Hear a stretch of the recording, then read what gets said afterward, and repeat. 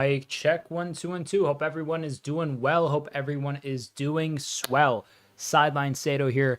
Hope everyone is ready for some coverage of Bournemouth versus Arsenal. Arsenal traveling to the Vitality Stadium to take on Bournemouth. Bournemouth currently, I believe, in 14th place. Arsenal in 3rd. Arsenal with a win here could go as high as top of the league. City and Liverpool yet to play. Those two separate fixtures are going to take place tomorrow. I'll be live for hopefully both of them. And just bear with me while I finalize some stuff on my end. And we'll get underway. Liam, I see your chat. I'll respond to it in just a second. Let me just pull up the stream on my end, so I could see chat. Bear with me. And yes, it has been a while. Just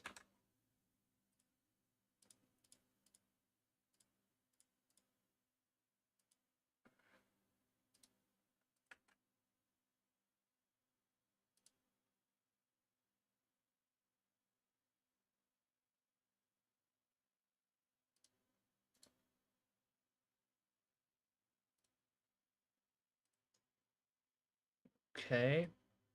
Lineups are on the screen as always. And I will read them out as soon as I just finish up some stuff here.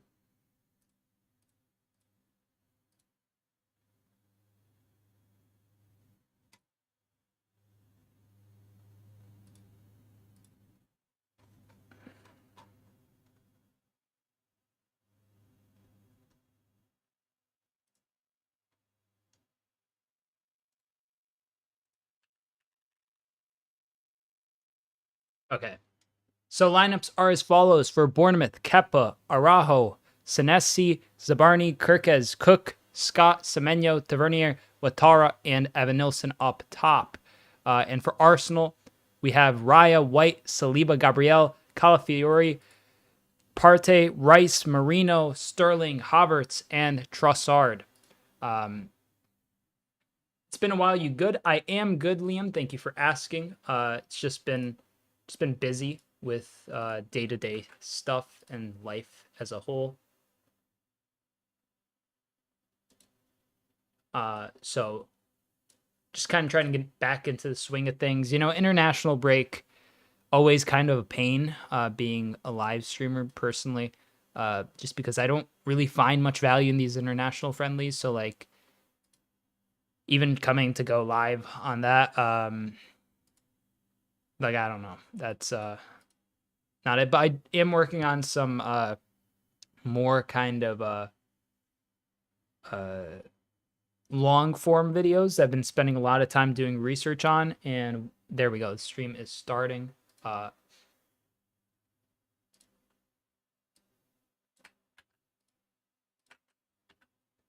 And Bournemouth will kick us off for the first half, ladies and gentlemen. Let's see what they got. Oh, it's actually Arsenal. My bad. Arsenal's kicking us off for the first half. I saw red jerseys and immediately mind flooded to Bournemouth. But here we go, ladies and gentlemen. We are underway. Ball goes back to David Raya, who hooves it all the way up. It's headed by Zaberni back to Kepa Arrizabalaga. Kepa on loan from Chelsea, as we all know, with Real Madrid last season. Champions League winner twice now in his own right. And ultimately a goalie who has a lot of mystique, I feel like, surrounded around him. Like at one point, the most expensive goalie in the world. I can't remember if his fee still holds true, but he has a lot to prove at Bournemouth is what that means. And I think he will prove himself at least competently. He's not like a world-class goalie or nothing, I don't think, but even still,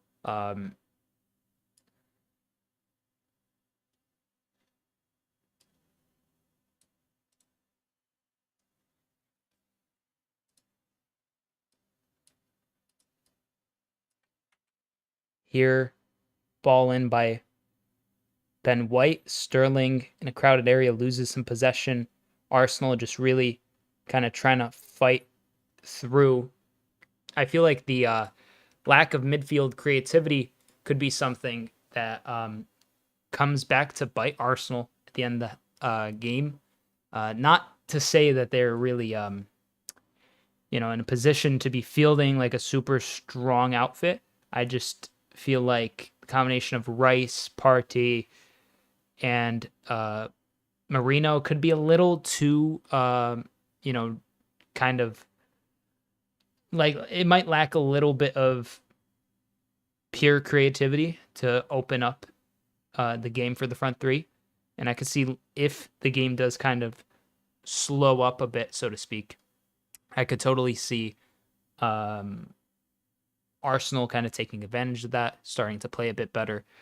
Not Arsenal, Bournemouth taking advantage of that, starting to play a bit better and grow into the game. They are at home, so they're going to look to find moments like this where ball's back to Kepa.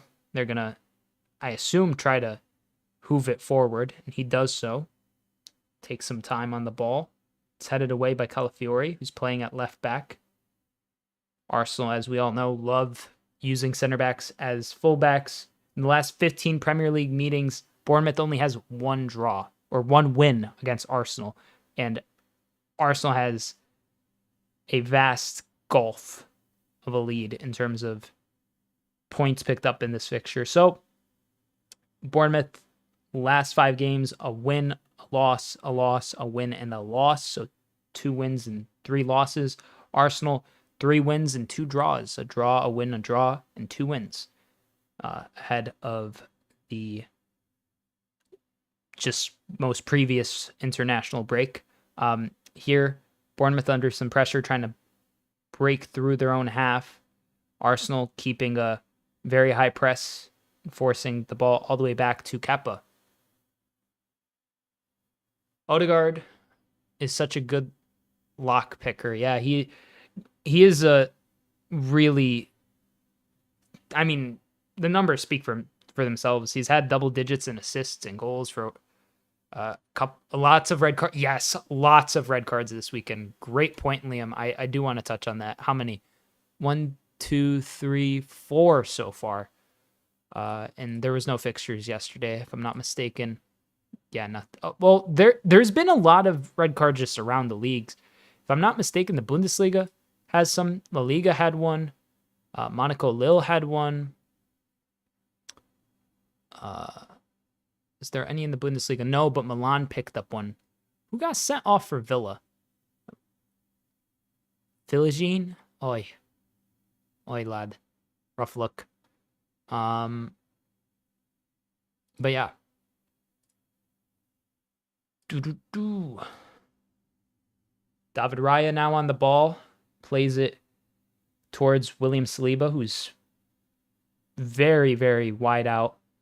And so is Gabriel. They're really trying to open up and stretch the pitch. Here, Ben White plays it back to Saliba. Arsenal just trying to set some kind of rhythm here against Bournemouth. Long ball forward towards Kai Havertz.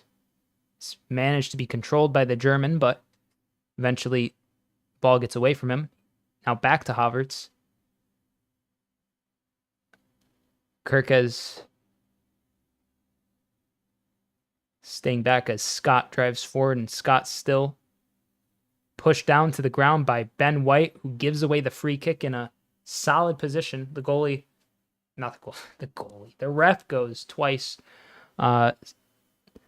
Solid bit of warning, I think, there for Ben White, who manages to escape a yellow card for the current moment, but I feel like another foul or two, and he's going to pick up a booking from the ref, no doubt. But yeah, Arsenal so far, opening 6 minutes, have looked maybe the better side, but things could change if Bournemouth can convert from the set piece. Arsenal last season were the most efficient at doing so of any team in the league in terms of set piece conversions. That's free kicks and corners and such.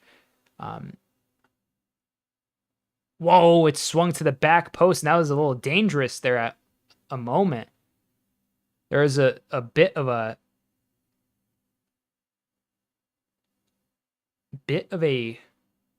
pause there after Tavernier faked the free kick. Ball off a Bournemouth player, and Calafiori is set to take the throw-in. Excited to see how Bournemouth progress under Iraola for the duration of his tenure with the club. I think as a manager, he kind of embodies a certain, I don't know, he feels like the type of manager who wants to do things like the right way and build a squad like piece by piece and through integrating players, and just his actual tactics being kind of his philosophy, I should say, more so being adopted by the squad. So as opposed to just, trying to shove a bunch of world-class players in the squad, which, don't get me wrong, on paper sounds like a good idea, but who is determining who's world-class and who's not? Because being world-class is a very high bar. So oftentimes these teams like Bournemouth, you gotta do with what you got, really. Obviously they're still very rich, a lot richer than teams, in the Championship or other leagues across Europe. Arsenal nearly tried to break through there, but they couldn't manage to do so. Bournemouth's also failing to string together some passes, but they win back the ball. It's just been pinball there for the last 30 seconds or so. There wasn't really a whole lot going on there for either side, but ball off an Arsenal player, and Bournemouth set to take the throw-in.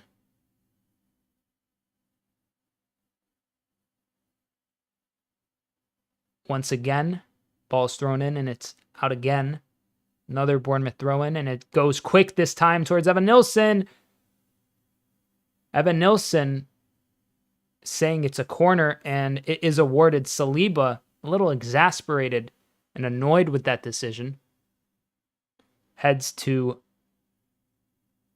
let's see this.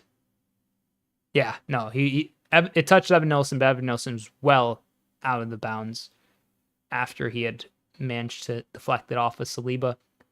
Here, first corner of the evening for Bournemouth. They're going to try to take advantage of this. Zaberni stepping up. Tavernier is going to take it. Left-footed in-swinger. It's cleared before it reaches the first post by an Arsenal player. And now a very sloppy pass by, I believe, Araujo, who slips. Now Trossard on the chase, trying to free up some space. He can't do so. Dibu with a penalty save. That's huge, too. He's just great at that, isn't he? Cross comes in. It's blocked. Out for a corner. Arsenal get their first set piece of the evening. Yeah, Emi Martinez, mate. I think he's been one of the best goalies in the league for a while now. And at least his penalty saving ability is arguably like, there's few goalies I could think of that could top him there. Like, I think he's really, really great. Maybe not the best at any particular thing, but if I were to think of one, I would say probably penalties. His mind games, his psychology when it comes to that is unmatched. It's unparalleled. Here, cross comes in by Arsenal. Araujo controls, clears it. Goes all the way into Arsenal's half.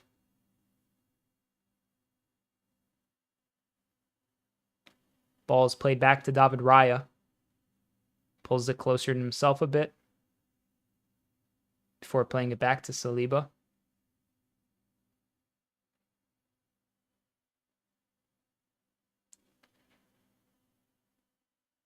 Bournemouth gets the ball all the way to Kepa, who clears it forward. It's flicked up, headed away by Gabriel. Now Saliba pressing to win the ball, and Sterling plays it back to Saliba.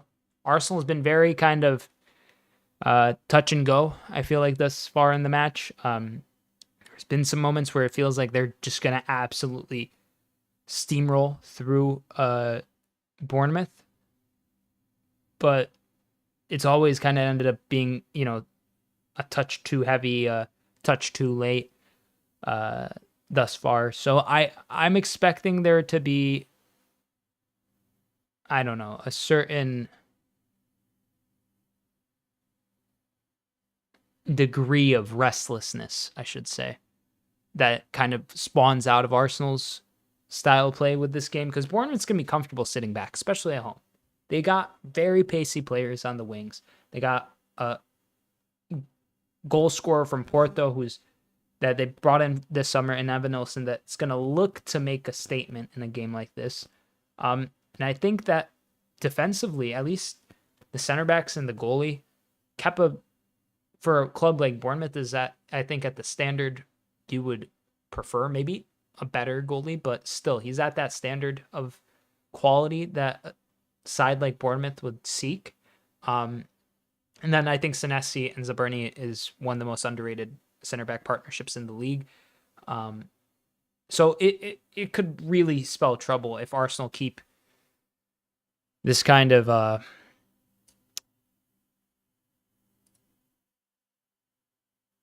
slow and steady approach. But here Havertz plays it to Mikel Merino with a nice diagonal left-footed switch of play.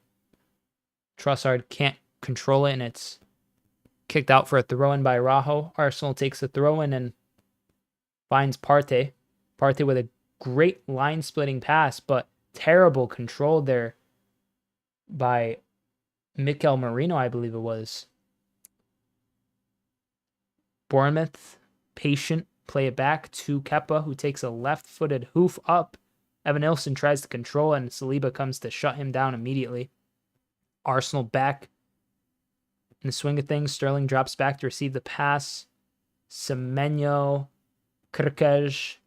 Kirkez gets the advantage. Semenyo.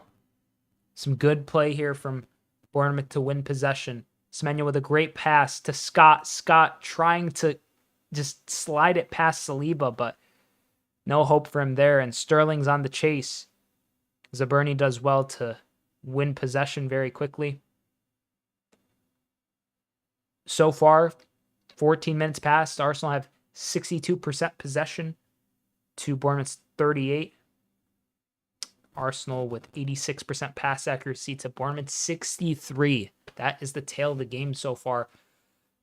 That in which has basically been Bournemouth letting Arsenal play their game, trying to crop up in moments where they can to push forward. And really that's what I feel like we're going to have to come to expect for a lot of sides facing Arsenal that are like not in the top six traditionally. Maybe a side like Bournemouth, or Newcastle will not kind of allow Arsenal. Not to say Bournemouth's allowing Arsenal any sort of comfort, but I feel like Arsenal, in the way that they build up, specifically when they're playing without Odegaard, it's a little negative. It's not the most progressive style of play. It's very conservative. I mean, even with Odegaard and Saka, it's a defensively sound system. And while that is a good foundation, in games like this, I feel like it's going to be a long evening for the Gunners. And I know I've been yapping about that the whole 15 minutes, and eventually they'll score and I'll have to eat my words, but so is life, But here, Saliba clears it. Touch from Partey. Manages to get it away towards Merino. But ball off of Merino, who gives up the throw into Bournemouth. Newcastle pressed their butts off. Yeah. I feel like there's a couple teams in the league that every single club set of fans just absolutely resent having to play. Besides the obvious ones, I feel like Newcastle's up there. Oh my God! Raya gives up the ball so stupidly. Semenyo! Oh my God, lad.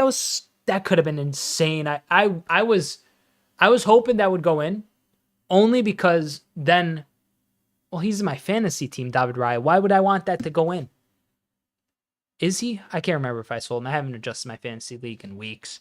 But Raya, who's so often lauded for being good on his feet, is under a lot of pressure here. He manages to get away this time. He gave it away just recently. Wonderful, wonderful bit of play by Mikel Merino. Havertz plays it out to Raheem Sterling. Sterling drives in. Sterling still cuts onto his right, takes the shot. It's headed away. Newcastle or Villa's boogie team? Yeah, I feel like Newcastle, Brighton, those are two of like the big sides that like every single set of opposition supporters hate to see to have to like on the lineup for the schedule and whatnot. It's just, you don't want that. I like St. James Park away is hell.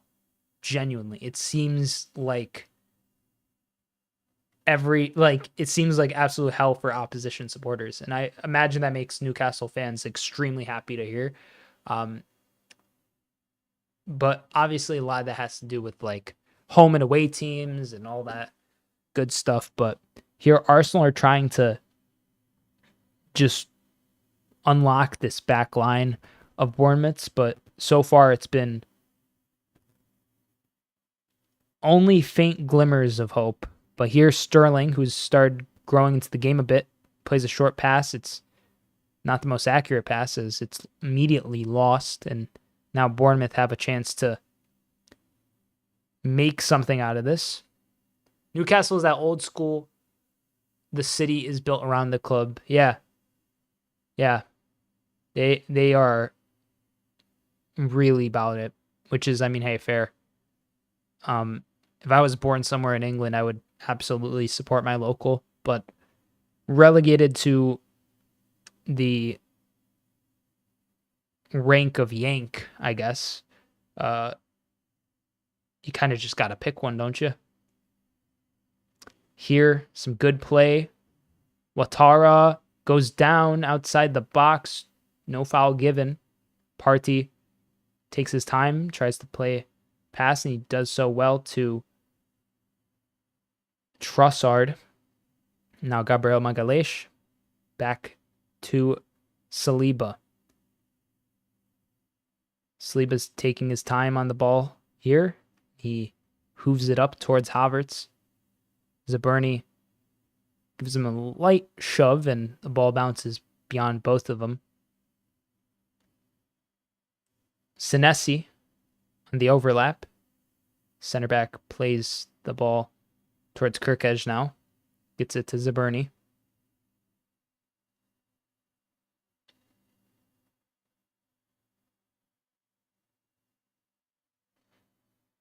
Good ball forward.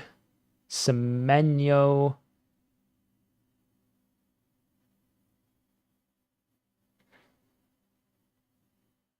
Foul there against Bournemouth. Free kick given to Arsenal. Their own half. I assume that Raya will probably take this. Just hoof it up as far as he could.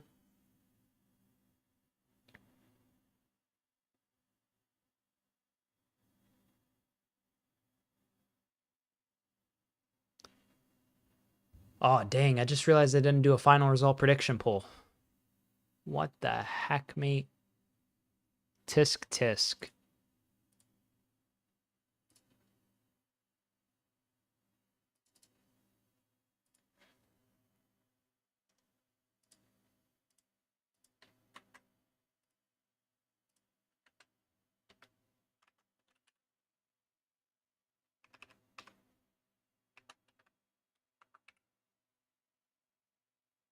Here, Calafiori plays it to Gabriel, who crosses it in.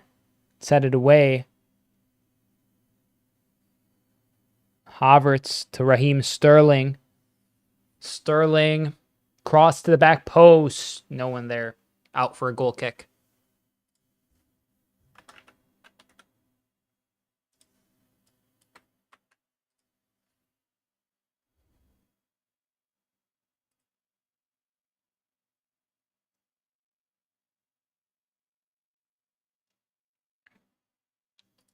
Let's take a look at both sides' benches to see options going forward in the match. For Bournemouth, we have Travers Smith Huijsen. I just butchered that. Dean Huijsen. It's not an L, that's an I. Huijsen, defender. Kluivert, Christie, Adams, Brooks, Unal, Sinistera. For Arsenal, it's Setford, Kiwior, Zinchenko, and Nwaneri. Oh no, Arsenal getting forward again. Sterling on the right. Plays in the pass. It's intercepted. Whoa, that is a horror tackle by Thomas Partey. Give him a yellow. If he gets a yellow, is he not giving him a yellow? Dude, did he get the ball at all? I kind of... Dog, how is that not a yellow? Am I tripping? What on earth? He just cut through him. You can't do that. No yellow is crazy, ref. Nah, this ref's going to get someone hurt. For real. Really, do I care about a Bournemouth player's well-being? No. But, bro, come on. I mean, Thomas Partey evading a yellow card. What are you going to do? What are you going to do? Semenyo here plays it to Senesi. Here, Scott trying to act as the heartbeat in the midfield here for Bournemouth after getting chopped down that tackle. It's a bit more pace in Bournemouth's passing. They're starting to, I think, grow a bit in confidence. Here's Semenyo with a nice attempt at a header, but poor execution. Offside, they're saying on Semenyo, actually. So really poor execution then.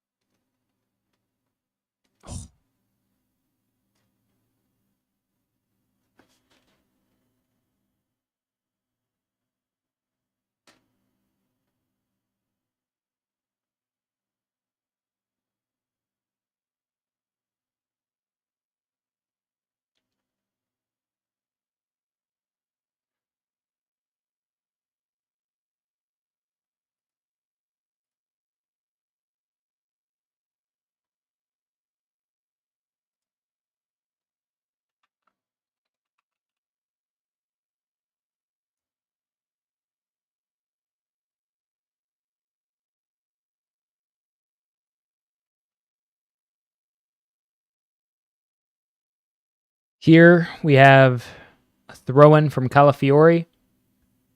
It's headed by Havertz. Semenyo driving forward. Really good run. Oh, the ball flicks off of his teammate. But good interception here. Senesi, hurtling forward, tries to play the pass. Takes a deflection off of Mikel Merino. Slow to his feet. It seems fine, though. Merino coming into the squad after being out a while with, I believe it was a knee injury. I can't remember for sure. But point being that with the way that Arsenal's been playing, they desperately need reinforcements. So someone like Mikel Merino, every time he goes down the ground for a bit longer than you would like to see, it's going to be a rough look for Arsenal. Here, Semenyo on the left.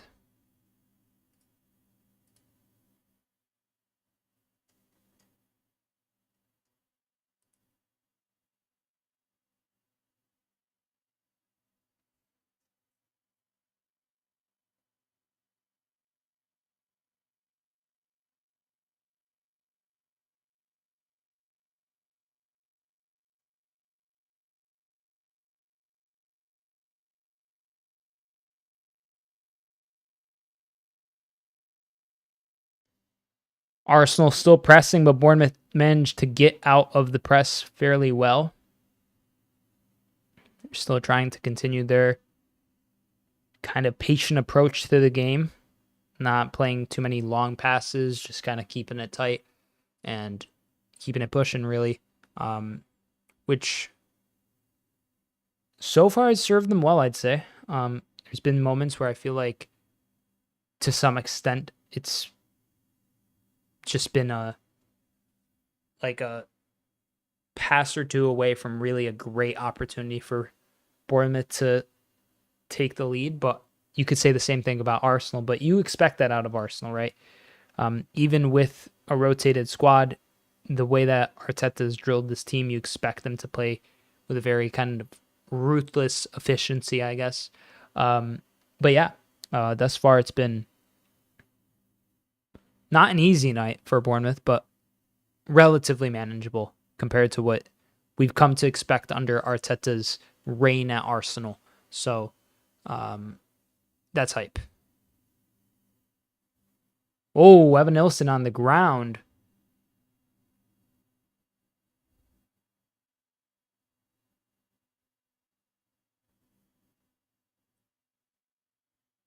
Yellow card for William Saliba here.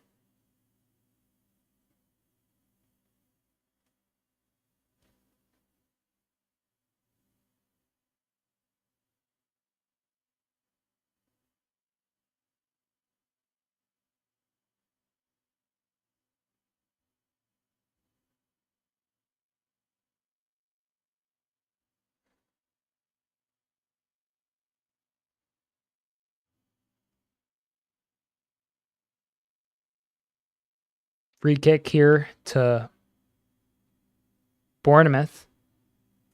Rajo receiving some instruction from the technical staff of Ars. What are they arguing about? I wonder if there's a. Oh, why am I looking at Howard Webb, bro? Like, this is why the Premier League annoys me sometimes. Like, the focus being on refereeing almost every match week is just unhinged. Like, it's like insanity at this point, bro. Are they checking for a red now? It seems like it, but the fact that there's like never, like, he might send him off, because at this point, once it does get to this stage in the process of VAR, they're not just doing it for no reason. They're going to check this. Denial of goal scoring opportunity, they're saying. Oh, mate. Yeah, I didn't look at it at first glance, but that could be a red. I mean, he's off to the races, and that ball's, if he's going to beat Saliba in the foot race. He's got half a meter on him. Let's see from this. Oh, the camera just pans at the worst time. If it panned a little sooner, you'd be able to really see the point of contact. From this angle, it looks really bad, but I feel like that's a little harsh on William Saliba. Oh, he's off, lads! He's off! Oh, my days! Oh, Arsenal fans are fuming. Oh. If it should be a red, it's one of those ones where I'm looking at it and I'm like, from the first angle, yeah, it's definitely red, but then like the one with the camera pan, it's a little tough to say because like you can't really see the most. Yeah, Saliba's off, lads. I think he's in my fantasy league too. Bruh.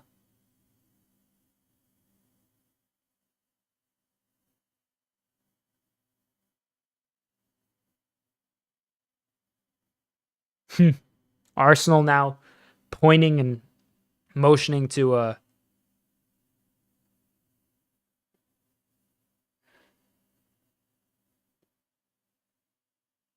kind of reposition their back line, it seems. And that's a 3-match suspension. Yeah, it is a 3-match suspension, which is very wild. This opens up the game so much, like so much. And Ouattara can sense it. Sends in the cross. It's out for Bournemouth throw-in. Half an hour past, a red card given out. Another red card, as Liam and I were discussing earlier. It's been a crazy weekend of red cards.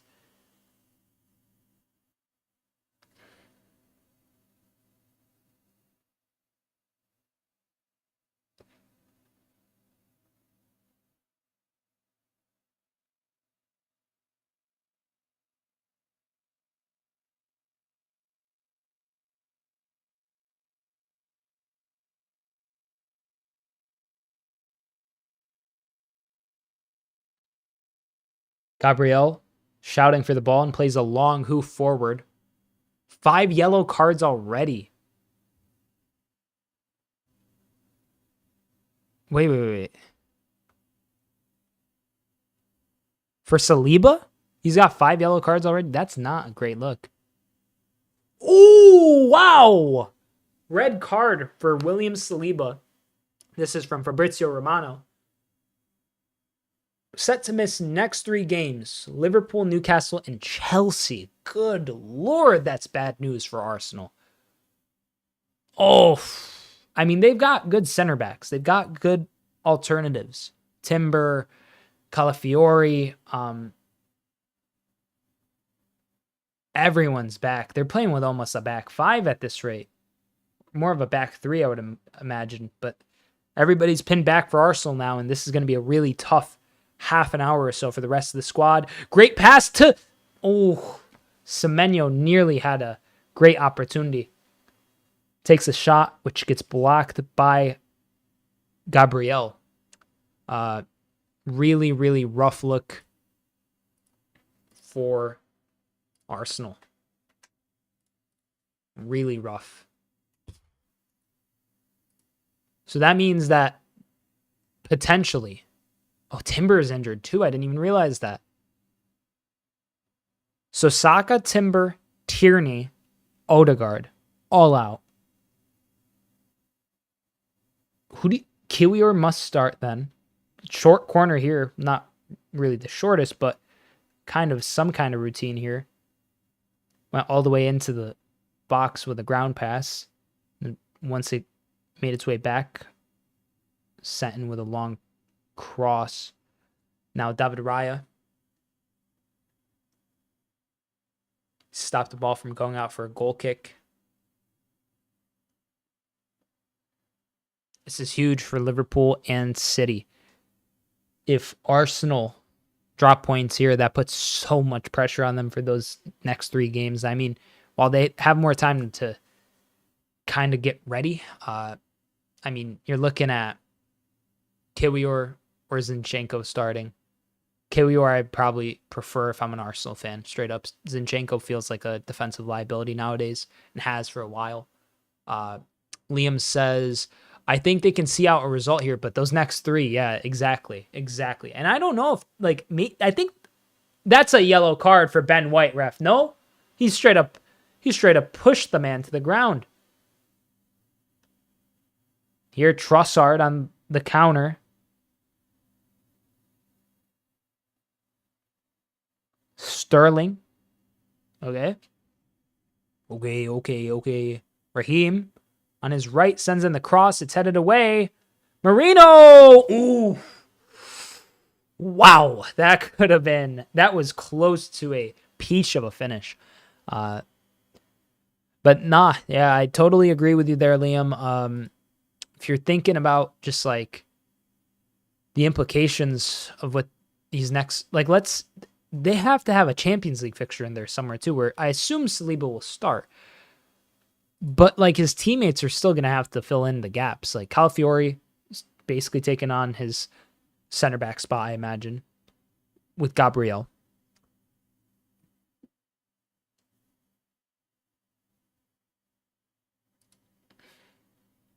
Let's see.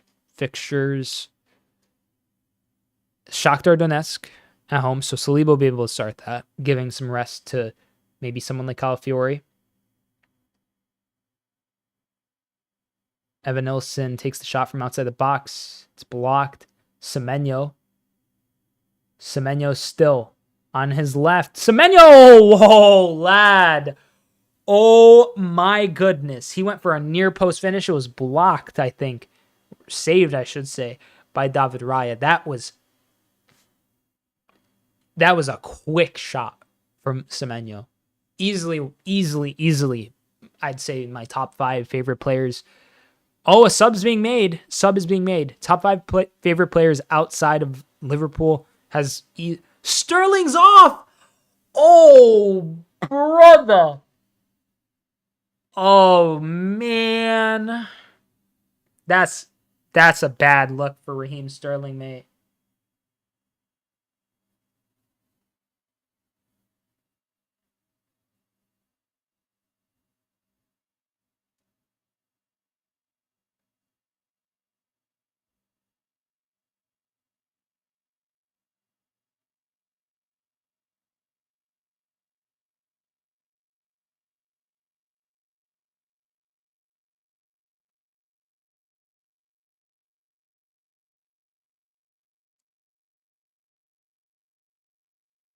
Ooh.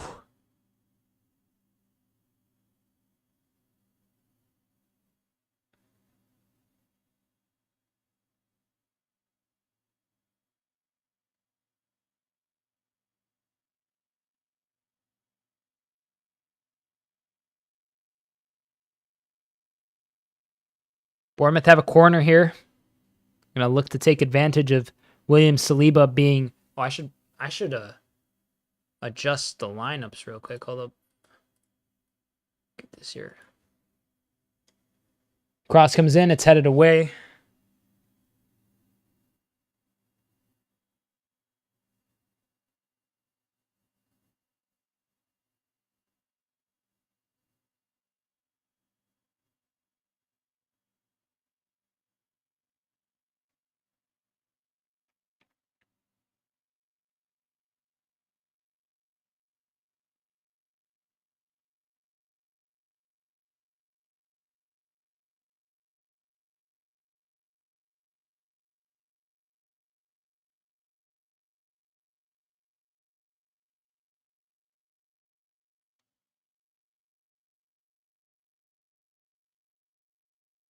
Headed away. I need to adjust these lineups.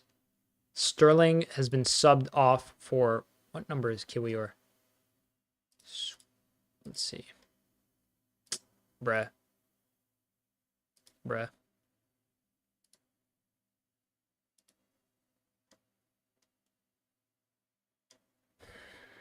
Kiwior is number 37. Okay. So I'm just gonna. Oh, that's not what I want to do whatsoever. I'm just gonna put him in Sterling's position, and I'm gonna just a note that Saliba was sent off. Red card. 30th minute, they're saying. Okay, that should be good.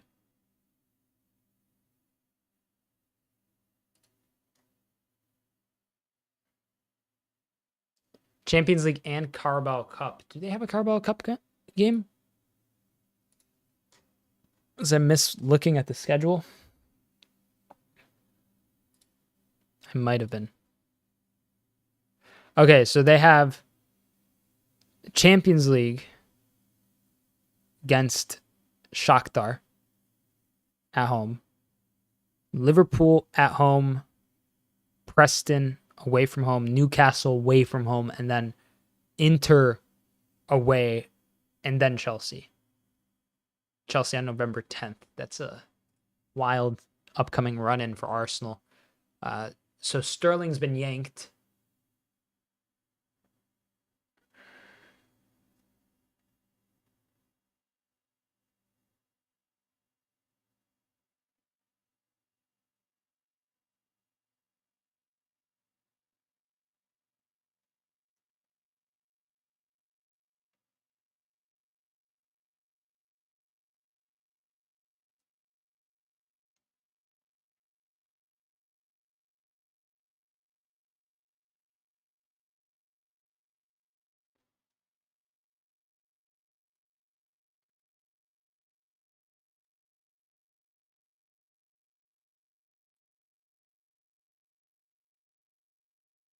Here's Semenyo.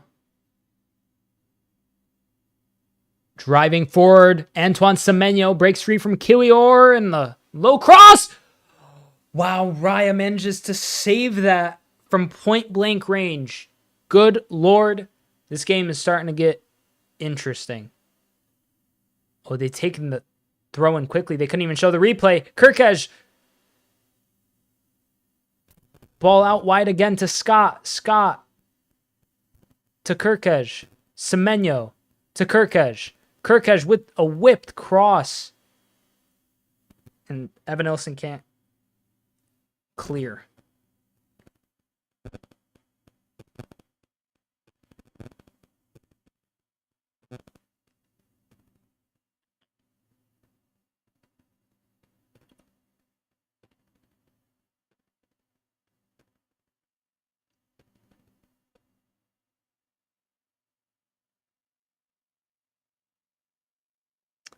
Raya set to take this goal kick after Evan Nilsson missed the headed opportunity.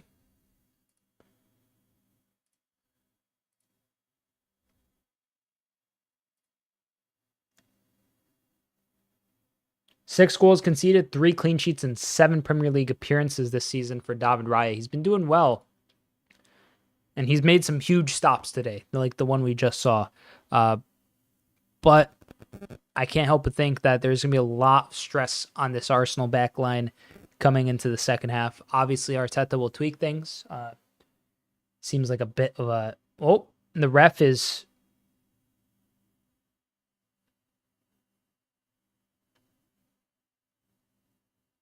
telling Party off after Party tried to gain a few meters on that free kick. Ben White is set to take the free kick, though.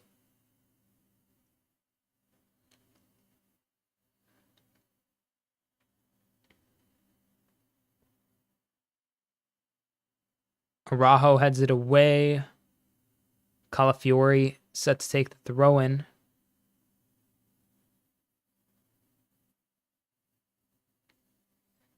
Here, Gabriel. Ball's all the way back to Kiwior. Him and Ben White have dropped back to provide passing options for David Raya, who just hooves it forward. Kirkej to Semenyo. Semenyo loses possession briefly, but Evan Nilsson wins it back for him.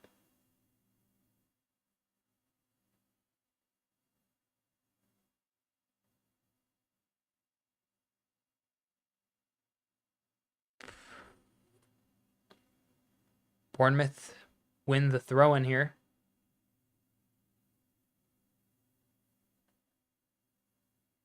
Zabarny plays it out wide. Ouattara plays it back to Cook. Now Zabarny to Scott.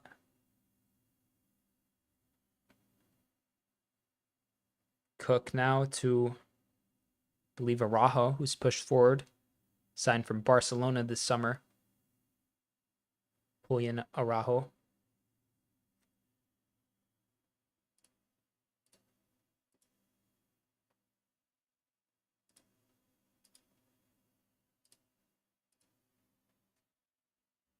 Here, oof, great interception that, but Cook is doing well.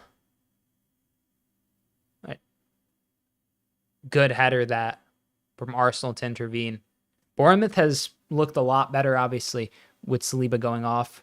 You would expect that. And I feel like they're not going to want to let this opportunity get past them.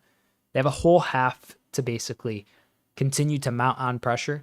Now, Arsenal, as we all know, I'd contend are arguably on paper the more quality side, but start looking at some of those sub options for Arsenal, especially with the fact that Sterling's already been subbed off for Kiwior, who will have played something like 50 minutes by the time the full time whistle is blown, maybe more than that, once you account for the 4 minutes of stoppage time that were just allotted for this first half. So, all in all, I feel like there is definitely a game here for Bournemouth to even get like a shock win, like not even just hold out for a draw. Just oof. Partey just leans back and tries to hit it on the volley, but nothing comes of that.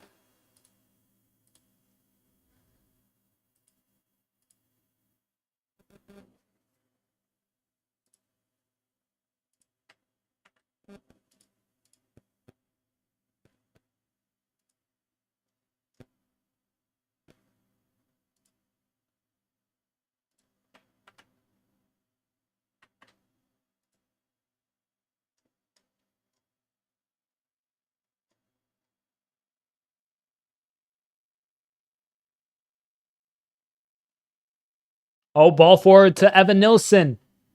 Sends in the cross and wins the corner.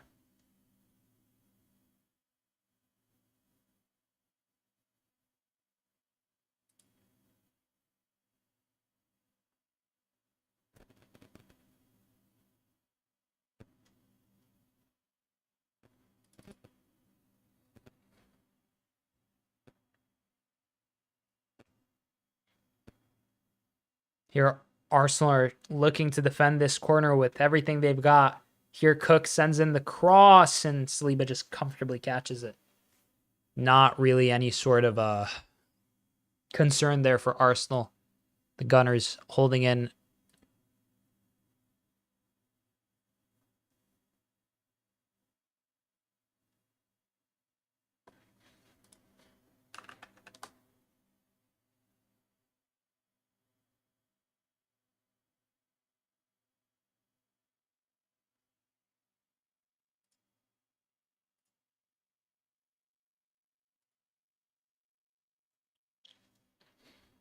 Arsenal move it forward. There's no control in that from Mikel Merino. Here, Scott with a long ball forward. He tries to find Semenyo. No way, that's a push. Referee. Where was the push in that?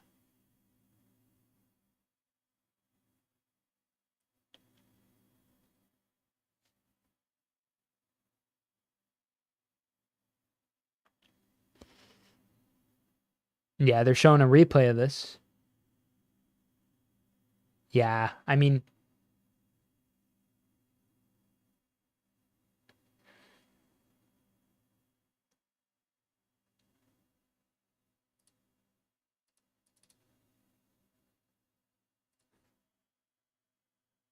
Hi, Sloba, how are you?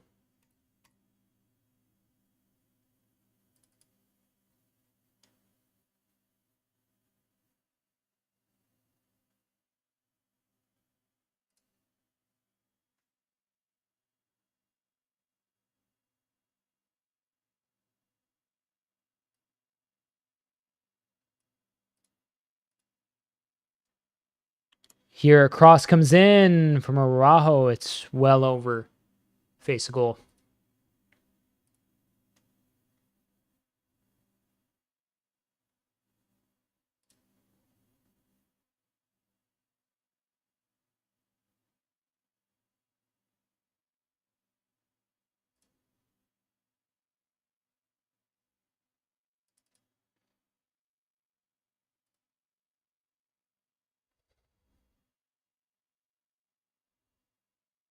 That is that for the first half, ladies and gentlemen.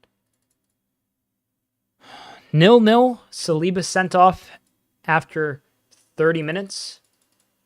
And now we're in a position where Arsenal are going to look to probably, at bare minimum, keep just a clean sheet. And if they could do anything more, then awesome. But definitely a huge, huge opportunity for Bournemouth to pull off a shock victory. Yeah. Excited to see how it plays out.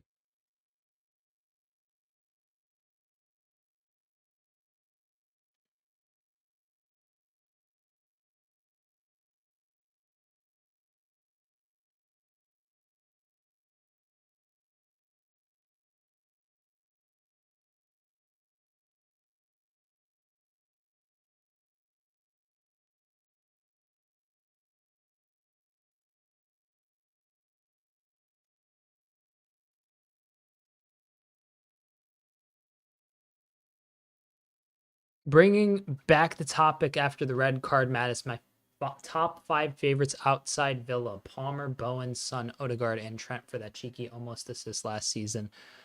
I'm going to say Semenyo.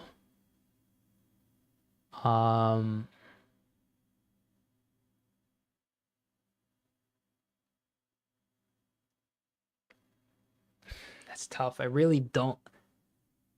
Okay, so Semenyo, Kudus. I'll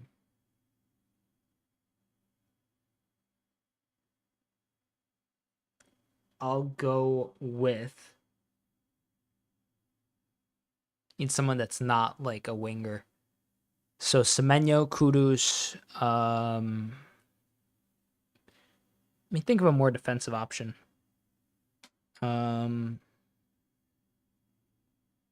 Murillo from Nottingham Forest. I think he's really talented.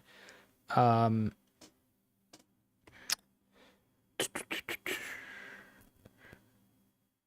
say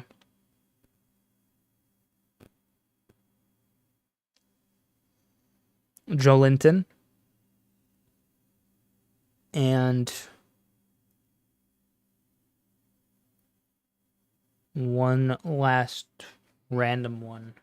Trying to see like if I'm forgetting anybody. I definitely am. Just look at the table real quick.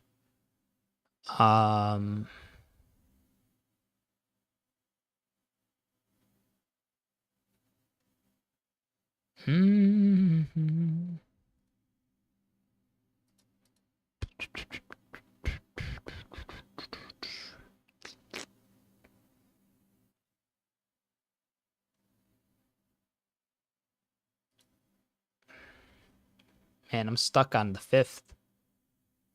Kind of want to make it a fully rounded list by adding a midfielder there. I'll throw in John McGinn. I like a good John McGinn performance. I like kind of hard-working midfielders that are robust, but what I don't like is what I'm seeing from Arsenal today. Sorry to steer the conversation back to the fixture, but man, I'm like really still thinking like, bro, I get like you're rotating, but you have 3 centered defensive mids starting basically. I mean, I understand why, like, even if you start Zinchenko, that's not really that much better. They don't have the options really. In terms of having like a proper creative midfield alternative. I mean, where on earth is Fabio Vieira? Is he on loan? Like, is he hurt? Like, what is going on? I know he's not like the best player or anything, but man, like continuing to oh, he's on loan at Porto this season. Oh, bleak, lads. Bleak.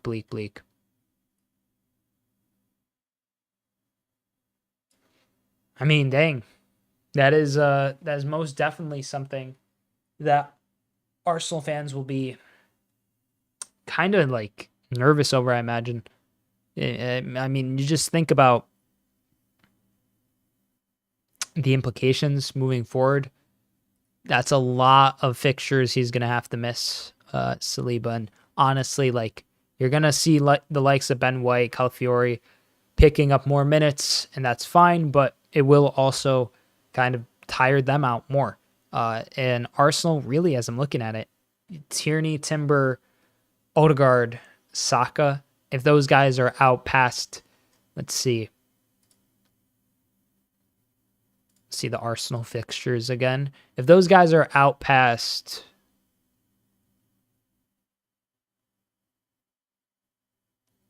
I'd say the Preston game, they're done for. Because then you're facing Newcastle, Inter, Chelsea. There's going to always be that period of getting back to fitness once you are actually like healthy again. Then it's Nottingham Forest at home, which is arguably a more manageable fixture than Sporting away, West Ham away, and United at home, which that takes us to December. Obviously, that's like 2 months now into the future. You would expect a lot of these players to be fit again, without a doubt. But that's a lot of fixtures to play. That's 1, 2, 3, 4, 5, 6, 7, 8, 9, 10 fixtures until the United game. That is 10 fixtures in 2 months, 10 fixtures, 5 fixtures a month. So they're playing more than a match a week. It's gonna somebody else will get injured. It's not that I want that. It's just the simple fact of the matter. And that's going to aggravate Arsenal even further, I fear. Not that I really fear them having an awful season. I couldn't care less. I'm not an Arsenal fan. So for me personally, like, can't really, you know,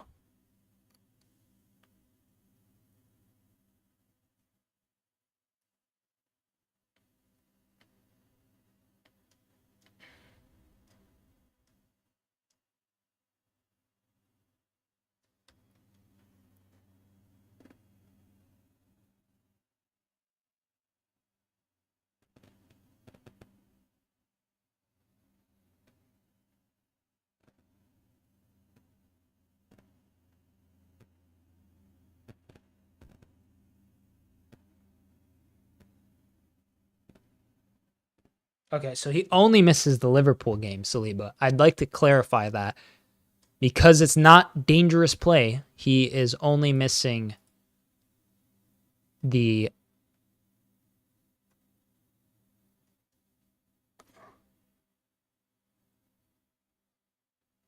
Liverpool fixture. So not as bad.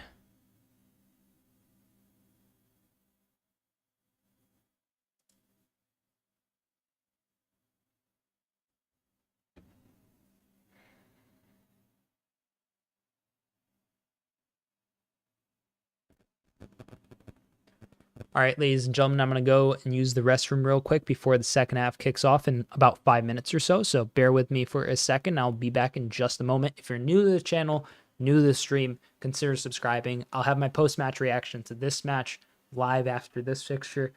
And post that, I am still working on some longer form kind of documentary style videos that hopefully you should see sometime soon. But in the meantime, until Arsenal and Bournemouth get us underway again, get some snacks, get some drinks, do what you need to do, and let's reconvene in like 4 minutes or so. So I'll be back in just a moment, ladies and gentlemen. Don't go anywhere.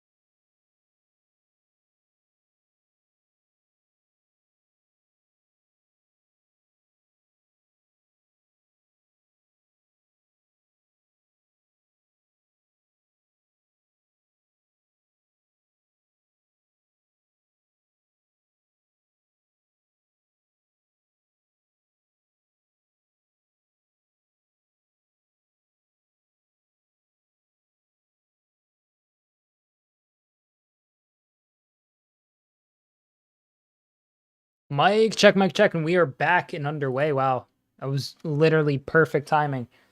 But Bournemouth have kicked this off, of course, for the second half. We have some comments here from chat. I'm already bracing for Arteta's comments after the game. He's allergic to taking responsibility. Yep, very true. He's gonna say that, oh well, it was a yellow at best or something. Which, come on, lad. Clearly was a lot worse than that, but.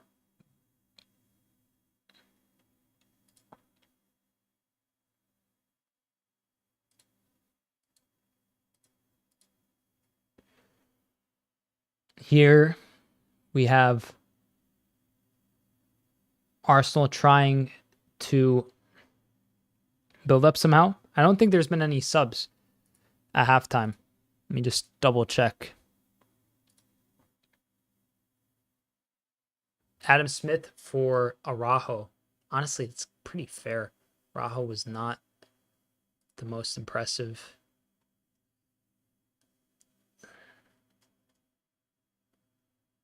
Numbers.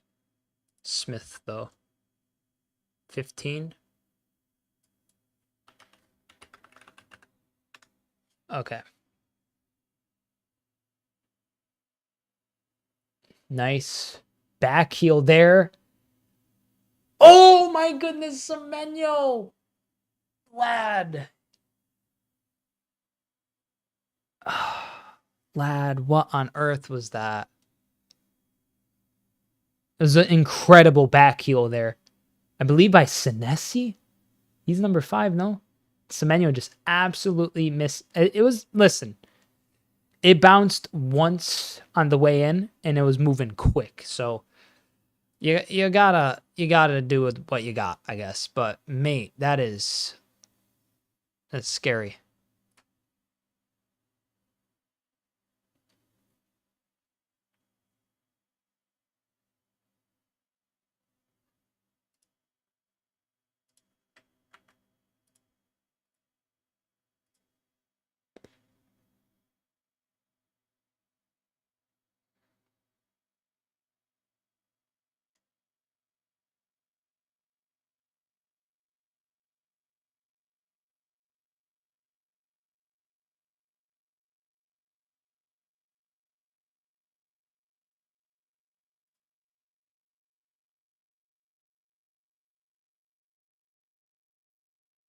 Oh, that's a yellow card there, possibly. At least a foul. Kiwier is let off with a warning. Bournemouth are set to take the set piece.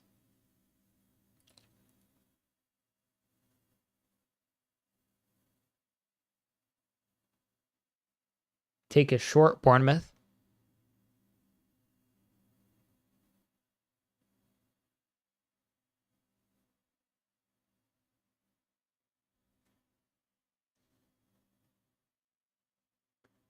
Here, Adam Smith to Semenyo. Semenyo back to Smith. Zabarni. Here to Senesi. Bournemouth playing pretty comfortably. I mean, they are up a man, so things will go like that. But Arsenal, not afraid to drive forward and try to win the ball, which they do so. Ben White here.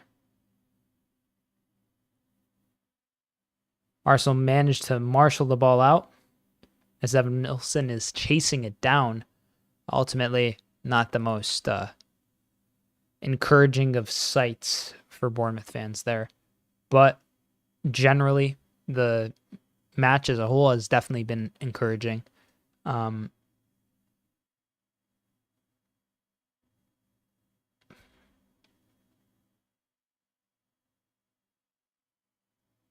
Long kick forward here by David Raya as Bournemouth wins the aerial duel. Here's a Bernie. Heads it again. Havertz driving. Still Havertz. Sends in a cross that's blocked for an Arsenal corner.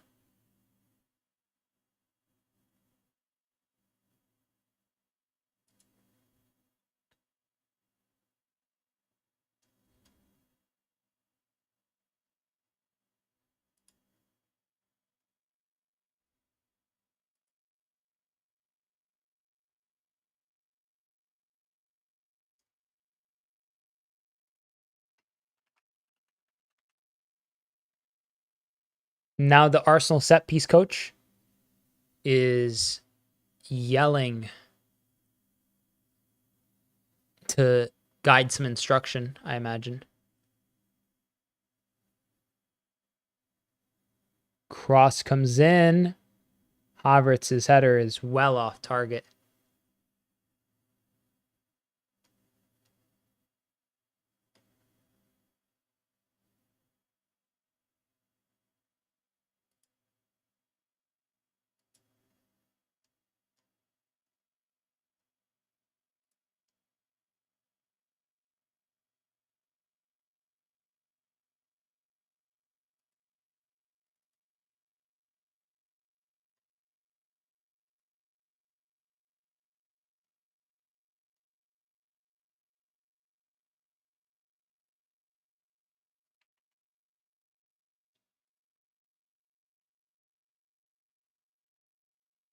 Here, some good play from Bournemouth. Semenyo twists and the snapshot is blocked by an Arsenal defender. Havertz here is muscled off the ball, and Smith eventually plays the ball back to Zaberni. Every Arsenal player is behind the ball at this point, defending. It's going to be like this, I imagine, for the whole fixture. Unless Bournemouth takes a lead sometime soon, which would warrant some kind of response from Arsenal. Here, Calafiori to Declan Rice. Back to Calafiori. Sends in a decent pass. Havertz drops back to provide support, and now the ball's out wide to Ben White, who's going down the wing. Havertz to Partey.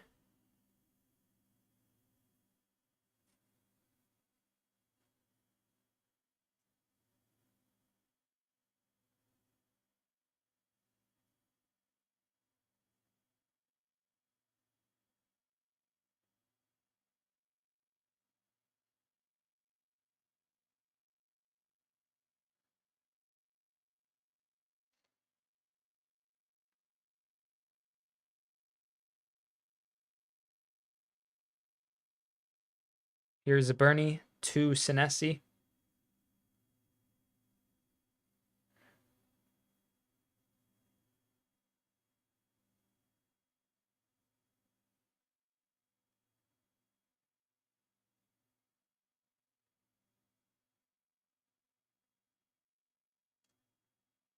Here, Senesi plays it to Zaberni again, and same old story, really. I mean, it's really just kind of transpired that because of the red card, Arsenal are forced to go back. And I mean, you look at their bench, and there's not really many options offensively that they could bring on that you'd be like comfortable with maybe swapping a player with. I feel like, I mean, really, it's Jesus, Martinelli. And I guess you could bring them on for one of Trossard or Havertz. That's about it, maybe. And I don't even know if those guys have the work rate to necessarily. They'll have to swap someone eventually, but I wonder how that'll end up manifesting. Here, Scott plays it to Cook. Back to Scott. Ouattara lunges in with a tackle for a bit, but Arsenal retains possession. Spurs would never do this. Yeah, Spurs would sub on a forward, probably. Knowing Ange, mate.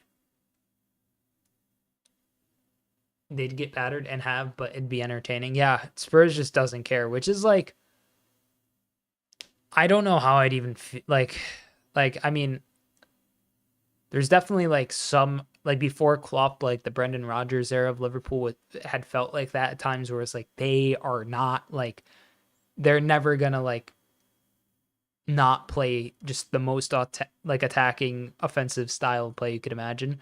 But I mean, don't get me wrong, even without Saliba, even with the fact that they're playing really kind of defensive right now, which is justifiable, I think.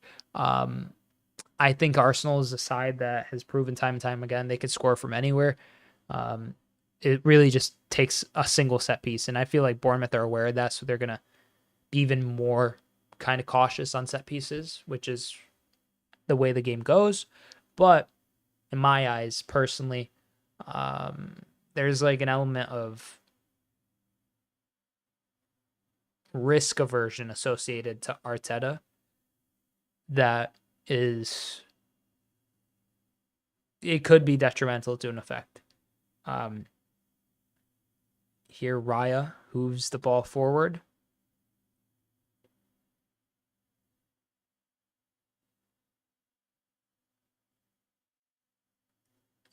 Havertz gives away the foul.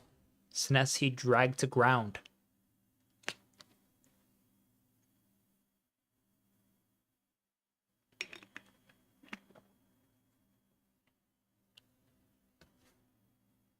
Possession's now at 50-50 after all that thus far in the match. Oh, Raya tries to catch it, but just gets a single glove to it.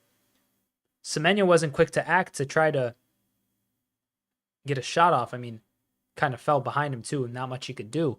But at the moment, there's definitely like a palpable tension in the way that Arsenal's playing. They're passing quicker now, but I feel like that's almost a panic response of like, oh my God, we have to progress the game because they are growing into it. And here, switch of play with a left foot by Ben White is pretty solid to Declan Rice, who's slightly pushed the ground. Arsenal's given an advantage, and advantage is pulled back.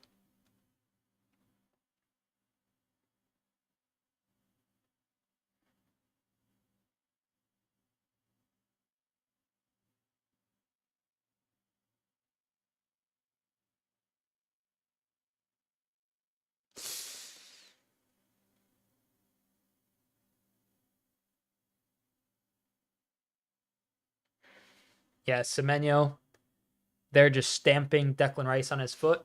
Oh, did you see Madison got subbed at halftime? No, I didn't. That was way too early for me to wake up. I mean, I have before, but Spurs, West Ham, no offense to them, but like, I know it's a London derby, but mate, like I'll see the highlights tonight is the kind of feeling I've had. But I didn't know that. No.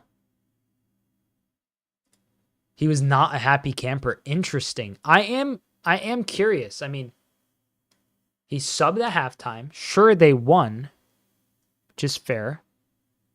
You expect them to win at home, but he got an assist in the first half. Weird. I mean, I want to see what the FootMob description for the coverage of that says.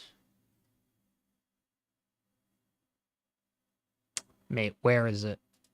Oh, it's the 46. All right, commentary. Brother.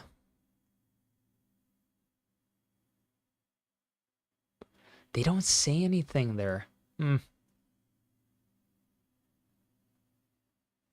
Yeah, right before the half says Madison, Kulusevski, and Udogie link up superbly, and the latter fires across from the left.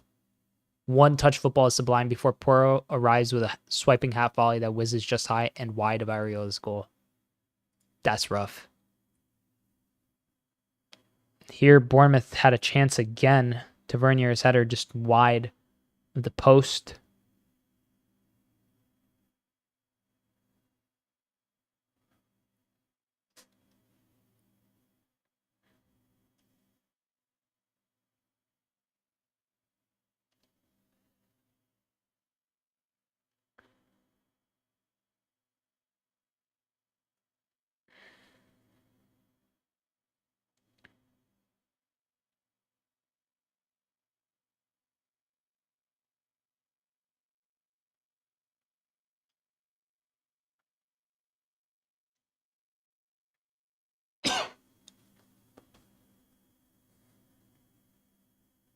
So Bernie here on the ball.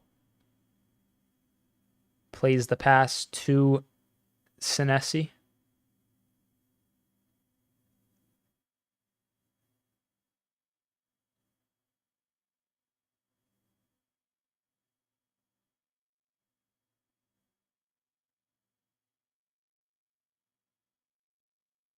Araujo here. Or Adam Smith, I should say. Araujo has been subbed off. Zaberni to Senesi. Good ball forward towards Evan Nilsson. Good control with his head to try to make a chance there. It didn't materialize into anything. And what a turn by Ouattara. Dango Ouattara sends in the cross. Trossard's all the way back defending. He himself kicks the ball out, and I believe that's a throw in here for Arsenal. Ouattara just absolutely rinsed past. I think that was Ben White. Incredible piece of skill from the Burkina Faso international. Another one of my top 5 favorite kind of like players to watch is Ouattara. I think he is also a player that flies under the radar. It seems like Semenyo and, if I were to make a guess, Semenyo and Ouattara are going to be subbed off here. I couldn't think of who else will. Oh, Semenyo is going to get booked here, I think. Trossard, Semenyo pushing a bit.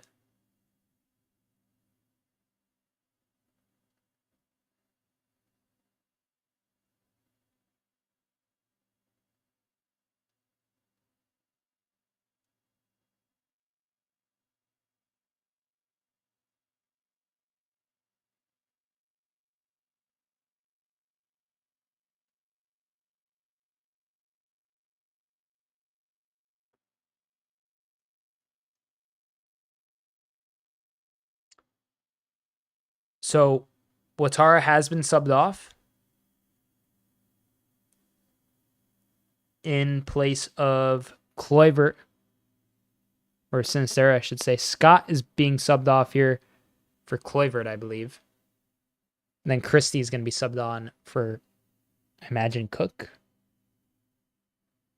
Tavernier for Kluivert and Christie for Scott.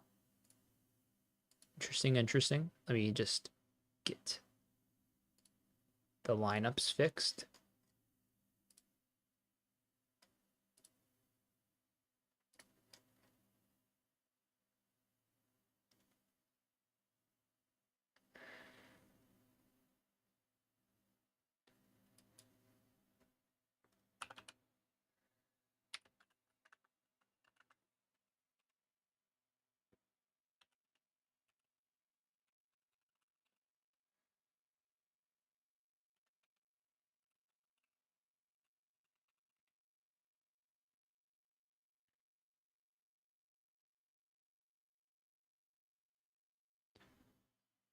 Now Martinelli coming on for Trossard.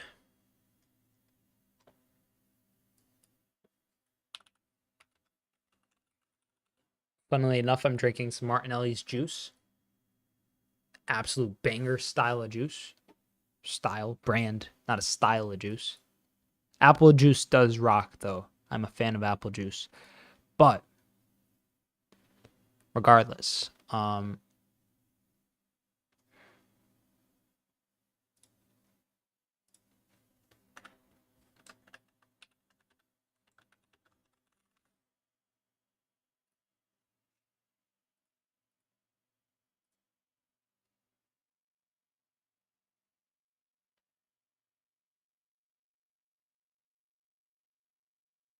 drinking Wisconsin juice, aka beer. Wisconsin does love their beer, if I'm not mistaken. I remember reading that it's like the highest rate of people who consistently drink alcoholic beverages. Or is it Minnesota? Nah, it's Wisconsin. It's definitely Wisconsin. Here, Kluivert gives away the foul. And Rice, Calafiori, and Gabriel are all talking. Gabriel is going up to provide some options Yes, 10 of the top 20 drunkest cities are in Wisconsin. Dude, what? 10 of the top 20. Damn. Here, Martinelli. Semenyo picked up a yellow card. I don't know what for. Ooh, that was a good chance. They just couldn't connect with it. Very good cross. Very good pace. A corner is awarded to Arsenal out of it.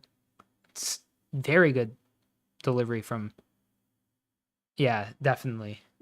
Senesi just getting ahead to it from the cross by Gabriel Martinelli.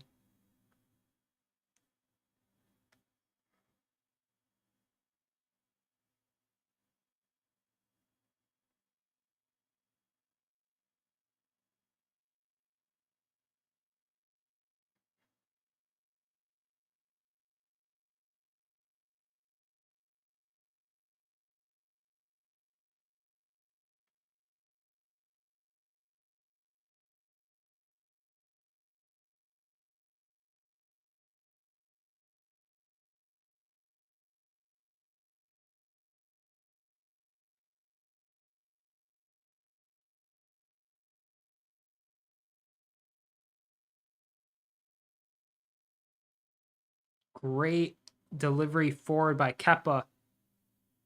Oof, Kluivert can't control it.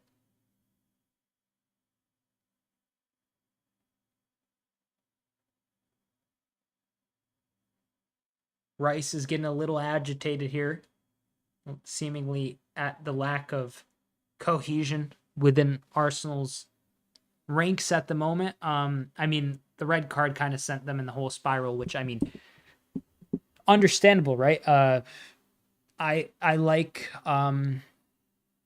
Gabriel Magalhaes a lot as a center back, but I do think Saliba is the better of the two. At least he has higher potential and has a better kind of capacity to round out to be a world-class center back. Obviously, at the moment, I think the traits that Gabriel possesses, being such a good goal scorer on set pieces, being a left-footed center back, being pretty damn good at passing, it does kind of lend itself to a kind of try to overlook. Ooh, Arsenal have a chance here. Martinelli, it's saved. Wow. Kepa, big save. His hair slicked back like a Bond villain. Very clumsy mistake by Kepa. Some good footwork there to send in the pass by, I believe it was Mikel Merino. Martinelli, his shot is saved, and then he tries to flick it on, but nothing comes out of it. I've watched 3 games today and seen 3 direct reds, says Liam. This game week is wild. Heck yeah, it is. That is something. Oh, referee. Come on. Arsenal now, I think more in a mind state of, hey, we can maybe get something out of this. Slick back like Pickford, yeah. Definitely. Pickford, no one is quite slick back like Jordan Pickford. He's got his own way of things, I feel like.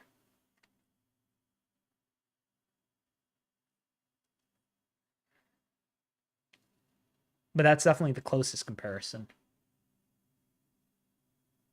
That guy looks like John Stones. It's like if you casted John Stones in a Tubi film. You know?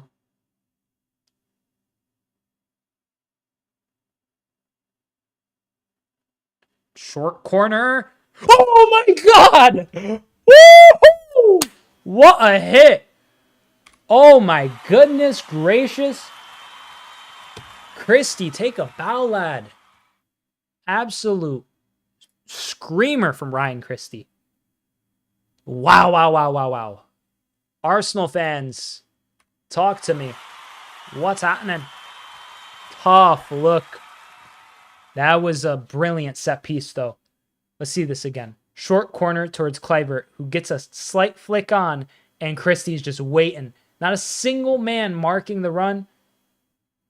Oh, that's a terrible look. I mean, he just was totally unmarked. And he could just simply place it with his left there. Beautiful finish. Ryan Christie, Scottish international. How long has he been with Bournemouth now? I need to see this. I must know. 2021, so 3 years. Former Celtic and Inverness CT player. Pickford is an odd duck, but I do find him entertaining. Yeah, he's...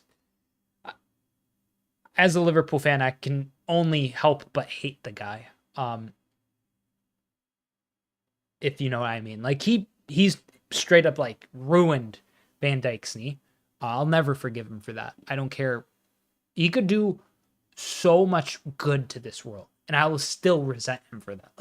Like, he could buy me, like, a Guinness at a pub in England if I run into him, and I'd still hate him to my core. Like, no offense to him. I think he would understand, though. As me, a Liverpool fan, you basically pulverizing the best center back of his generation's knee, keeping him out from a prime year of his career.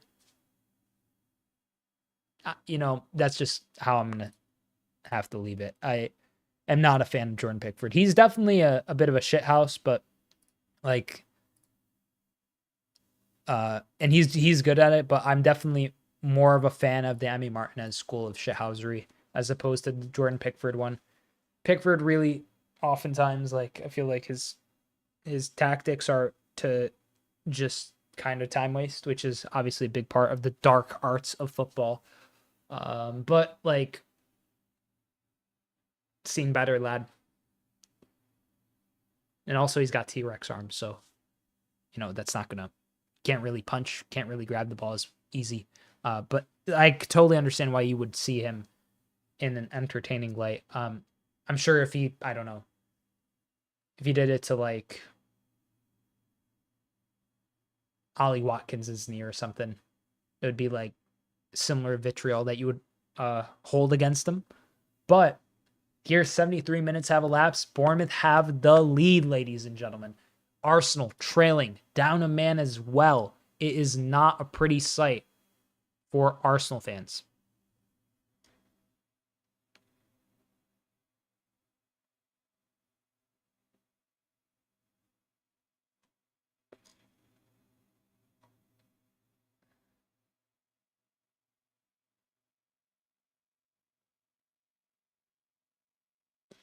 But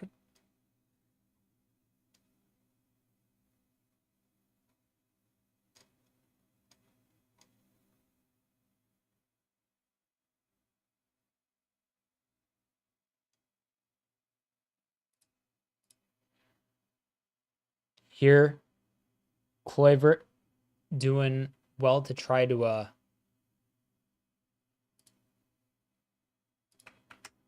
get past Kiwior there.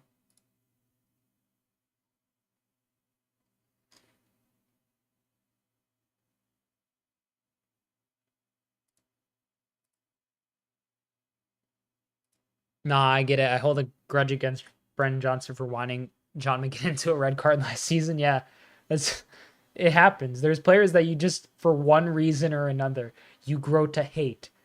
No matter how good. Like Dwight Gale. I hate Dwight Gale. Kristen Bull still scars me to this day. Another player that I just hate for just a fairly innocuous action. I think it was 2-2. It finished Swansea Liverpool 2-2 Swansea Liverpool. Let me see. 2013, 2014. God. Yup. Oh God. I'm getting chills just looking at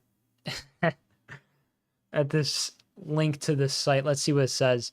Yep, there it is. 2nd minute John Joe Shelby goal, which, I mean, whatever, he definitely we sold him. So, I mean, he kind of deserved to get one back on us, but Sturridge equalizes in the 4th. Victor Moses takes the lead in 36 until a John Joe Shelby assist rounds off a goal for Michu. I hated Michu so much for so long after that. No offense to Michu. He was a Premier League legend, truly. And that Swansea team was actually kind of like underrated and a fun team to watch. Not your team play against, but other teams face. Oh my goodness gracious. Semenyo, another blazing effort over the crossbar. But yeah, it happens. Michu, if you're watching somehow, some way, you ruined my day on, what's the date here? Monday, September 16, 2013, mate. You absolutely ruined my day that day. Just terrible, terrible stuff. Still not over it 11 years later. Generational hater here. Semenyo, camera on him, hasn't been, I'd say, at his raring best. He's been decent at kind of peppering the goal in the face of goal with oh no! Oh! Penalty! Oh, brother! David Raya! Lad! What's happening? Oh, Arsenal are pleading. They're begging. They're like, referee. Referee. The whole place has gone up in flames. What is happening? Gabriel just wants some answers. Yes, let the penny flow through you. Yeah. Let's see this. I mean, Kiwior, heavy touch. Gives the ball away to Evan Nilsson. And yeah, I mean, look at it from this angle. Raya, he jumps. He just kind of catches him with his elbow. Just slightly. And that's enough contact to stop Evan Nilsson, who's rounding through, trying to get past Raya. He is slightly farming for the contact. Looked like he was going to his pocket too. It did look like he was going to his pocket. I thought he was going to send him off. Not sure if he was going to send him off for, like, it seemed initially that I think his red card though was in his left pocket, not his right. And so there's that to consider.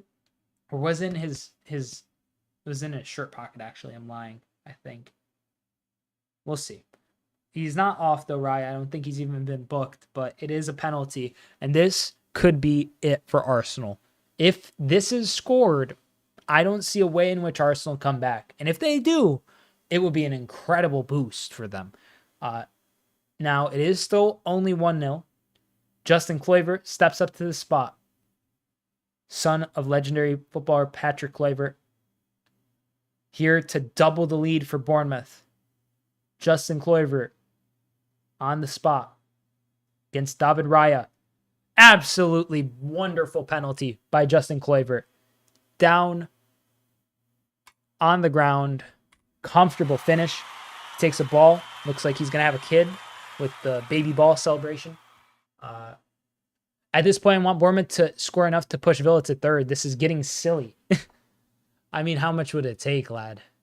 It'd have to take quite a bit of goals, maybe.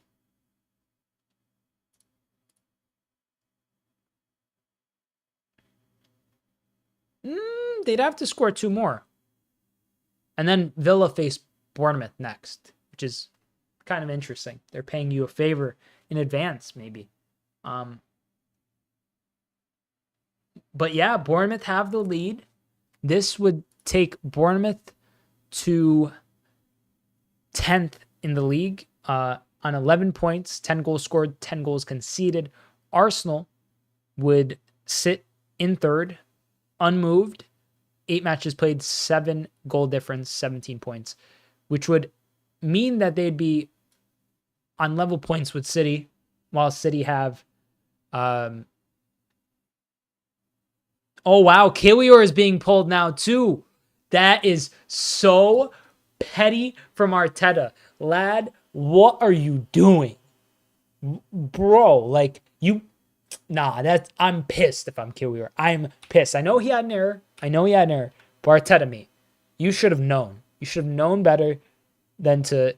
I know that is actually low-key reprehensible. Like, I would be so mad if Kiwior looks pissed. He does not look. Nope. I could not believe that. I would be seething if I was Kiwior. Like, mate, why even put him on? If you're not going to trust him throughout the whole match, why even put him on? I know that error was his, but mate, be real. Like, you're subbing on Nwaneri at the same time for Marino. I get Marino is tired, but dude, that is a weird look. I feel like he's just genuinely like in some kind of weird state where he's like, I don't even know, bro. I feel like I get he's the manager and all, but you're kind of trying to make something out of nothing here. Like the game's been past Arsenal for a long time now. To immediately kind of lash out almost and sub off Kiwior right after he makes a mistake feels very targeted and ultimately feels kind of reflective of Arteta's personality potentially. Because, dude, why? Straight up, why would you put on a center back out of position, make him play? I think he was playing at right back at points. He was playing at right back when he gave away that error. As opposed to, I get bringing him on in the first place, but I would have just brought on Zinchenko, shifted over Kiwior to left center back, try something like that. But I don't know. Maybe, hindsight is 2020, but I do think this will be a bad move in terms of morale for Arsenal. Like, there's no doubt that Sterling's already feeling some type of way being pulled off. It's not like Trossard had a good game. Trossard's been invisible. Havertz has been, frankly, also kind of like invisible, but you could understand Havertz needing to drop into midfield to create more chances for Sterling or Trossard because they're starting with 3 defensive mids. Like, yo, legend, Arsenal ain't looking so good. No, they're not. And I think Arteta is acting like a fool right now. Like, straight up, like, bro, Nwaneri, dude, like, get real. Like, the fact that they're continuing to use Nwaneri as, like, a sub is only going to lead to what we're seeing with Bukayo Saka now. Bukayo Saka has been run into the ground, not only by Arsenal, but by England to an extent. And it's because he never had an outright replacement. And that is bad news.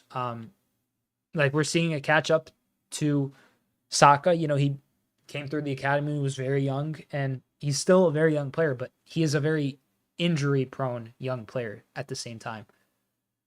Nwaneri, 5-6 years of continuously swapping in for Arsenal, and then if he gets good enough and starts playing, if he's a starter eventually, that's just week in, week out, according to Arteta, from the seams of it.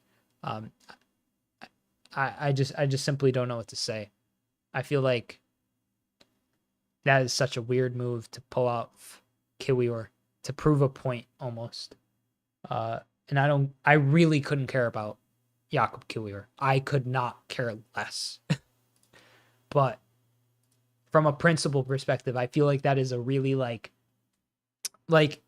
you're the boss, lad. You're the one who picked the 11. You're the one who put Kiwior in there after a mistake and a red card from Saliba.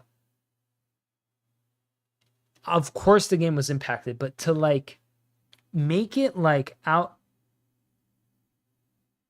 the fact that Nwaneri came in is just it would feel like a slap in the face to Kiwior. I don't see how he doesn't see it as a slap in the face. And if they get squared on again, because they almost just did there, that's going to be such a bad look for Arteta.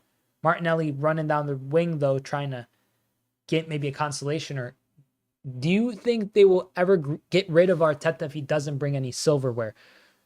Did they win the FA Cup under him? I can't remember, bro. Honestly, if they've won anything with Arteta. What have they won? The Community Shield? No, he won the FA Cup, yeah. That's what I thought. He won in their first season in 2020 during the pandemic. That makes so much sense. Yeah, I think not this season, but next season, if Arsenal are halfway through the season and Arteta's still not gotten another League Cup or hasn't won the Prem, I'm not saying they're going to kick him out next season, but I think the pressure will start them out December, January next year if they're not getting silverware. They've spent a lot of money on their squad. And I'm like all for, Premier League sides investing and spending and reinforcing, especially with the amount of games players are playing. It's a genuine, I think, like a kind of epidemic for the top sides across Europe where you have players who are the best players in the world, but they can't play because they're being forced basically to play 60, 70, 80 games a season, Club World Cup, travel here, travel there. I don't make a habit of watching AFTV, but I'm going to watch tonight. They don't seem to improve from last year. Arsenal, no. They, and listen, a lot of it has to do with the fact that they've got a lot of injuries right now. Timber, Saka, Odegaard, Tierney to some extent. These are all very quality players. Some of them are Arsenal's most important players. Some of them are rotational players that can help. But like for first team plus bench players being out is going to hurt any team. I do think that the reason they're out, obviously, besides the fact that the simple answer of injuries, inconsistent is pretty right. I think it's not just that, it's that I feel like Arsenal's gone about building this squad in a very kind of haphazard way. Emile Smith-Rowe, I get that's pure profit selling him because he was an academy player and he wasn't featured in Arteta's plans, but he's balling out at Fulham. He's been pretty good for Fulham this season. And I thought he was just like some porridge standard, terrible milquetoast midfielder.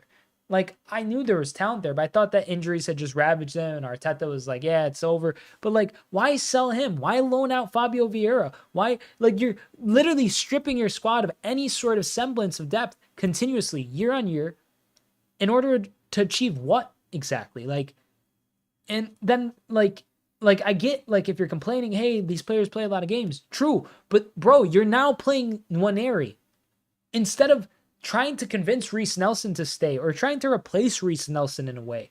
You didn't. And I'm not saying Reece Nelson's some kind of world-class player. But, like the fact that now you're relying on a 17-year-old to be your first, like, kind of alternative to Saka is crazy. I don't get it. Missing link, Odegaard, yeah, he definitely is. He's, without a doubt, I'd say their most influential player into their play style. You can make an argument for Saka as well. I think Saka has been very good this season. I mean, 7 assists is insane, frankly, especially with him being out for some of these games. It's only 8 game weeks in. Still surprised they decided to get Sterling. Yeah, like, mate, you brought in Sterling, which, don't get me wrong, I know he worked with Sterling at City. And to some extent, being a Liverpool fan myself, I saw Sterling come through the ranks at Liverpool with Brendan Rodgers. I saw him go to City, become an incredibly efficient player, a consistent player, and the whole time get hated on from Liverpool fans for, snaking the club, from City fans for weird and unknown kind of like ulterior reasons. The English media hated him for whatever reason, even though he was arguably one of their better players at the 2014 World Cup. And yeah, so, it's just like, I feel like Arsenal, this match is the byproduct of the way that Arsenal constructed their team. It simply is. Like, you're starting Sterling, you yank him off after a set amount of time because you're just not comfortable in your back line. Even though you got 3 defensive midfielders. Declan Rice, who started as a damn center back when he started playing all the way back for West Ham. Like, bro, like, Rice is very defensive minded. Partey is very defensive minded. We saw Klopp use Henderson at center back and win games. Fabinho at center back and win games. We've seen Fernandinho play there for City.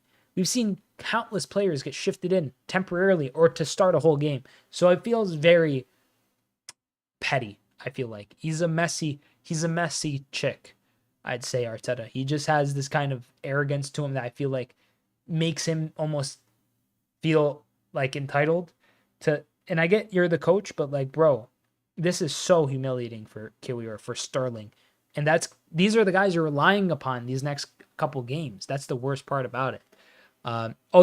Wanted to ask you what your take on Trent's contract is. You think we should keep him and get an extension? My personal opinion is throw the absolute kitchen sink at Trent. Do whatever you need to do to keep Trent here. I love Connor Bradley. He's talented. Trent Alexander-Arnold is the best passer in world football and has been for some years. Kevin De Bruyne is the first person people jump to, but let's be real. De Bruyne he's aging. No offense, but every player ages.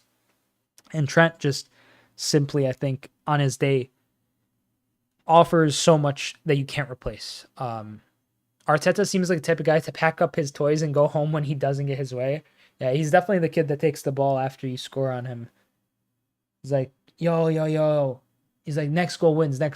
And then your team scores, and he's like, no, next goal wins. Because he brought the ball, so he's just like, nah, mate, we got to do it my way. I think you extend Trent. I do think they're working on it. There's been some reports from Dave Ockop. There's been some reports from Marca in Spain saying otherwise. I personally I made a video a while back on it. Was not really a lot of info. It was really at the start of the whole saga. I've kind of just waited things out because I don't feel the need to start kind of speculating like on specifically how Liverpool would look past Trent. And I feel like that'd be the bulk of the video. I made that kind of breaking Trent Real Madrid story because when it first came out, I was like, I mean, he is on the final year of his deal. I feel like I should at least reference it. And I've kind of been waiting for an update. And since, it has played out in public to some extent because Marca's reporting, and we're definitely getting some reporting from, in the know Liverpool journalists and people adjacent to the club who are pretty well informed. So my suspicion is Trent probably does want to extend with Liverpool. But he's also in a spot where he's like, well, how do I guarantee myself the best deal? He's approaching 20. He's 25, 26 right now. If he gets a 5-year deal, he's 31. Gets a 6-year deal, he's 32. You can make $300K plus a week easy. He's next in line to become captain. And then by the time he's 32 or so, he's leaving on a free, or maybe you add up another year or 2 or 3 of an extension. But regardless, I think really it's a matter of Trent wanting to get the most lucrative offer out of his boyhood club without really rocking the boat too much. Because if the links were to Bayern Munich, you'd be like, bro, what? That's pretty BS. You're not going to go to Bayern Munich. You might, but do you really want to leave your boyhood club for a team like Bayern? That's no offense to Bayern, but in a league that, while it is getting more competitive, historically has been kind of dominated by them, to just rack up trophies for why? Or and I get Real Madrid's the most winningest club in Champions League history. They're a beast in La Liga. Can you smoke in the stands in England? I don't know. I've never been to a football match in England, so I honestly wouldn't be able to tell you. I know they have an indoor smoking ban that's been there for a long time. It's kind of started leading to the death of the pub in England, because people were just like, well, if I can't smoke in the pub, why am I going to go to the pub in the first place type thing? Because they would have to stand outside and people started getting upset. It was some documentary video some YouTuber made that I was watching. I think I'm trying to remember his name. Jimmy the Giant. Great kind of video. But I would imagine no then. If they have an indoor smoking ban, I'd imagine a lot of grounds probably individually ban it. I would have also... Oh, there was a Bournemouth fan with a lit cigarette. I feel like it's definitely an enforcement thing. The stewards just don't care enough. As long as you're not causing any trouble,